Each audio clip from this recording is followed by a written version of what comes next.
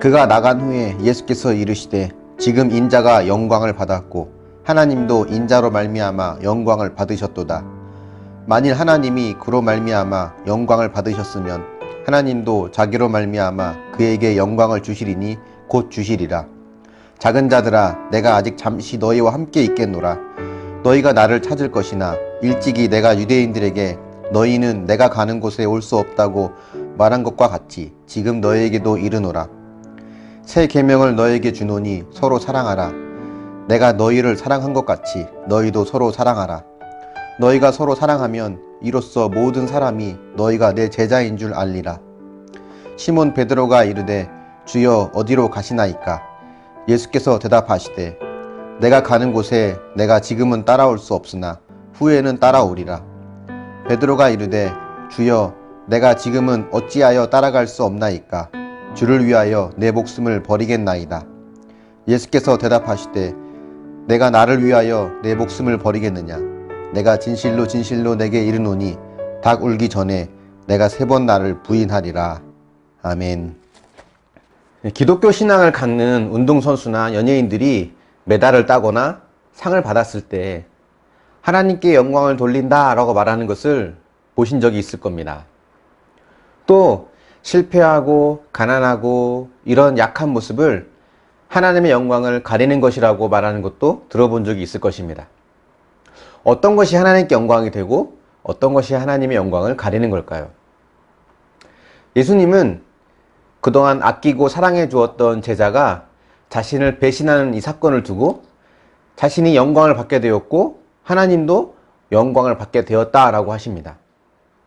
우리가 보통 하나님께 영광을 돌린다 라고 할 때는 기도 응답을 받았다거나 뜻밖의 어떤 좋은 일을 경험했을 때와 같이 긍정적인 일을 통해서 우리가 그렇게 고백을 합니다. 그런데 제자에게 배신을 당하고 그 배신으로 죽음에 내몰리게 되는 것을 하나님께 영광이라고 할 수 있을까요? 헬라어의 영광이란 말은 무겁다라는 단어에서 파생되었다고 합니다. 하나님께 영광을 돌린다는 것은 하나님을 무겁게 여긴다라는 뜻입니다.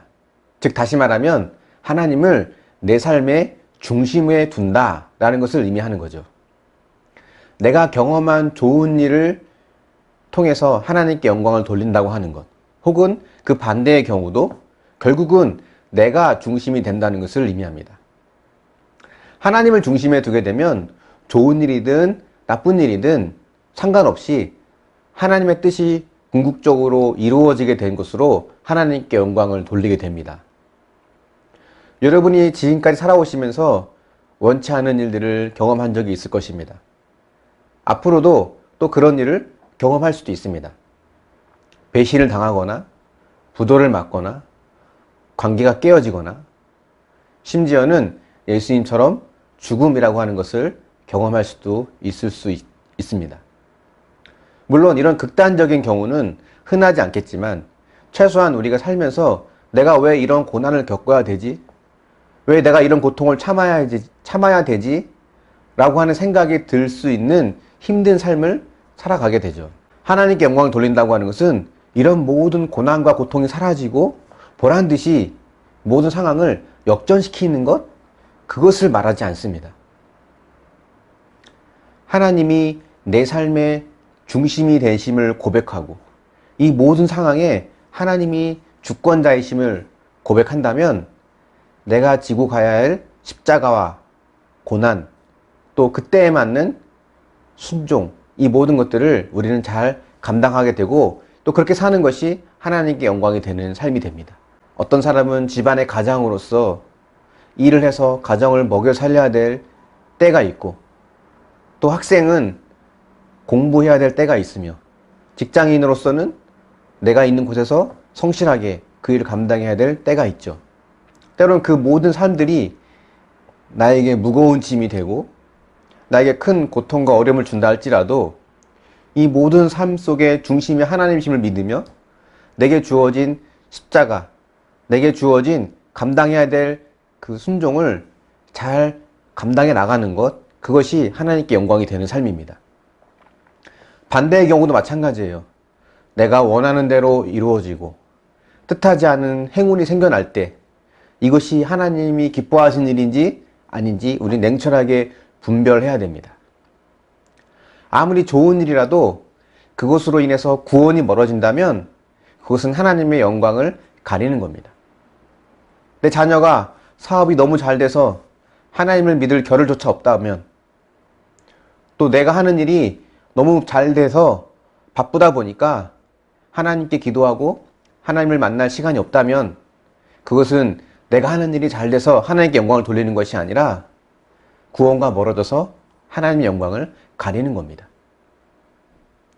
대학에 떨어진 또 실패를 경험한 자녀들이 오히려 그 일을 통해서 더 겸손해지고 하나님을 의지하게 되었다면 그 일이 하나님께 영광이 되는 사건이 되는 거죠. 다시 말하면 뭔가 잘 되고 잘 안 되고가 하나님의 영광인가 아닌가의 기준이 될 수 없다는 거예요. 하나님이 그곳에 중심이 되심을 인정하는가? 그곳에서도 하나님은 나와 함께 하심을 인정하는가? 이것이 하나님께 영광이 되는가 안 되는가의 기준이 됩니다. 주님은 또 이제 제자들에게 이렇게 또 말씀하십니다. 내가 너희를 사랑한 것 같이 너희도 서로 사랑하라. 예수님이 사랑하신 것은 자기를 내어주신 사랑입니다. 사랑은 희생을 요구하죠. 서로 사랑하라는 말은 서로 희생하라는 말입니다. 자기를 부인하며 상대방을 위해 나를 희생하는 것. 이것은 세상의 방식과 반대의 삶입니다. 그리스도인이라고 하는 것, 믿는 자라고 하는 것은 세상과 다른 삶을 사는 사람들을 말하는 겁니다. 세상 사람들이 보기에는 이해할 수 없는 사람들. 그래서 그런 자신들과 반대의 삶을 살아가는 그리스도인들을 보면서 하나님이 누구인지를 알게 되고 또 신앙이 무엇인지를 알게 되는 거죠. 근데 안타깝게도 오늘날은 그리스도인이 세상 사람들과 다르지 않는 모습으로 살아갈 때가 많은 것 같습니다. 자신을 희생하며 서로 사랑해야 하는데 교회 안에서 또는 교회끼리 갈등하고 분열되는 모습을 많이 봤습니다. 이제는 그 모든 걸 바꿔갈 차례입니다. 먼저 여러분 곁에 있는 사랑하기 어려운 사람, 그 사람을 먼저 사랑해 보십시오. 우리가 그런 사람을 위해서 나를 희생하고 부인해 봅시다. 그렇게 세상과 다른 삶을 살아가는 것이 궁극적으로 하나님의 영광을 나타내고 하나님이 누구인가를 증거하는 삶이 됩니다. 예수님이 떠나가시면서 제자들에게 당부한 말씀이 바로 그거예요. 세상과 다른 삶으로 자기를 낮추고 서로 섬기며 희생으로 사랑하라는 것. 즉 세상과 다른 방식으로 살아가라는 것. 그것이 하나님이 누구인가를 증거하고 하나님의 영광을 나타내는 삶인 것을 믿으시길 바라고 우리가 그러한 삶으로 살아갈 수 있기를 예수님의 이름으로 축원합니다. 묵상해 보십시오. 내 삶에서 감당해야 할 십자가는 무엇이라고 생각하십니까? 그것을 통해서 하나님께서 영광 받으심을 인정하십니까?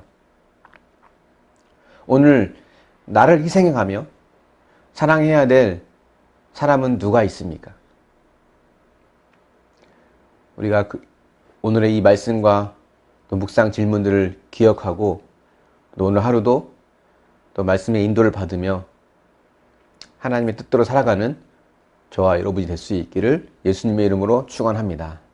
아멘.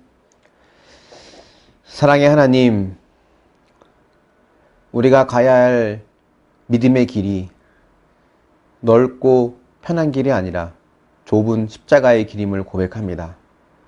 우리는 조금 더 편하고 싶고 조금 더 쉬운 길로 가고 싶은 마음이 있지만 주님이 말씀하신 것처럼 내가 있어야 할 곳에서 감당해야 할 십자가를 잘 감당하며 때에 맞는 순종을 잘 해나가고 또 나를 희생하며 섬기는 마음으로 사랑을 실천해 나가는 우리 모두가 될 수 있도록 도우시고 인도하여 주시길 원합니다. 그것이 우리가 이 땅에서 살아가야 할 길이며 사명인 것을 기억합니다. 그렇게 살아가는 것이 그 어떤 전도보다 더 중요하며 또 그런 삶이 가장 효과적인 복음 증거임을 또 고백하며 그렇게 살아가길 원합니다.